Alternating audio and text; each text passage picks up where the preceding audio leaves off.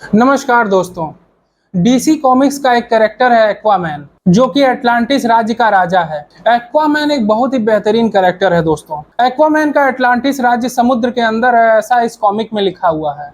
पर हमारे देश के नॉन बायोलॉजिकल प्रधानमंत्री इससे 32 कदम आगे निकलकर टेरेस्ट्रियल जमीन पर यानी कि धरती पर अटलांटिस बनाने पर तुले हुए हैं। महामानव के राज में पेपर से लेकर पार्लियामेंट तक सब कुछ लीक हो रहा है। लीकेज का स्तर इन्होंने इतना ऊंचा कर दिया है कि आजकल लोग जल भराव पर खुशी मनाने लगे हैं। हमारे उत्तर प्रदेश की ये फुटेज इस बात का सबूत है। पर आज हम जिस बारे में बात करेंगे वो है हमारी नई पार्लियामेंट बिल्डिंग। हमारे और आपके दिए हुए टैक्स के पैसे से बनी 1200 करोड़ की ये बिल्डिंग लीक कर रही है। आपने बिल्कुल सही सुना है कि 1200 करोड़ रुपए से बनी बिल्डिंग की छत लीक करने लगी।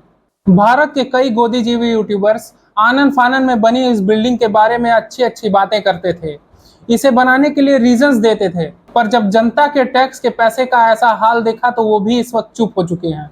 आपको याद होगा दोस्तों कि जब सेंट्रल विस्टा प्रोजेक्ट शुरू हुआ था तो सरप्राइज इंस्पेक्शन के लिए हमारे प्रधानमंत्री रात को कैमरा टीम लेकर पहुंच गए थे।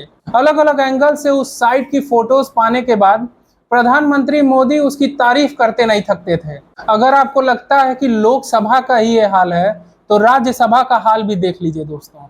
इस फुटेज में आप देख सकते हैं कि राज्यसभा में किस तरीके से पानी भर गया है और हर तरफ अफरा तफरी का माहौल है। दोस्तों, लोकसभा और राज्यसभा देश के उच्च सदन है। शायद इसी वजह से मोदी जी ने सोचा होगा कि हमारे देश के सांसदों को बचपन की तरह पानी का मजा लेने के लिए नदी या स्विमिंग पूल में जाना पड़ता है, इसलिए उन्होंने सदन में ही इसका इंतजाम करवा दिया है। दुनिया में शायद ही ऐसा कभी हुआ होगा कि नई नवेली सदन की छत से पानी टपकने लगा। यह तो हो गई हमारे एक्वामैन प्रधानमंत्री के नए पार्लियामेंट की बात। अब आपको मैं याद दिला दूं दोस्तों कि आनन फानन में श्री राम मंदिर का भी इसी तरह से उद्घाटन किया गया था। शास्त्रों के खिलाफ जाकर अधूरे मंदिर में ही प्राण प्रतिष्ठा करवा दी गई।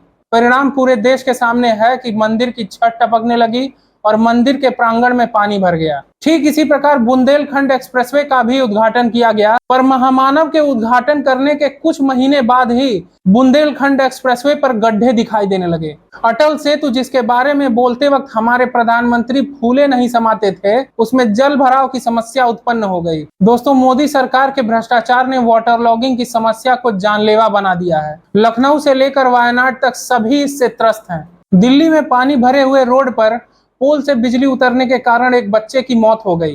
राउज स्टडी सेंटर के बेसमेंट में 3 बच्चों ने पानी भरने की वजह से अपनी जान गंवा दी। इसमें दिल्ली सरकार एनडीए को ब्लेम कर रही है और एनडीए दिल्ली सरकार को, पर इसका खामियाजा हम आम नागरिक भुगत रहे हैं। ये सभी कांड महामानव की आंखों के सामने हो रहे हैं और ट्विटर पे वे अनुराग ठाकुर को सपोर्ट करते हुए नजर आ रहे हैं। दोस्तों, अपने मन में ये बिल्कुल कंठस्थ कर लीजिए कि आपकी जान या तो आपके भरोसे है या फिर राम भरोसे। बाकी घटनाओं के घट जाने के बाद मुआवजे और सुधार की बात करेगी। आज के वीडियो में बस इतना ही। अगर हमारे वीडियोस आपको पसंद आते हैं तो हमारे वीडियोस को लाइक करें और हमारे चैनल को सब्सक्राइब करें।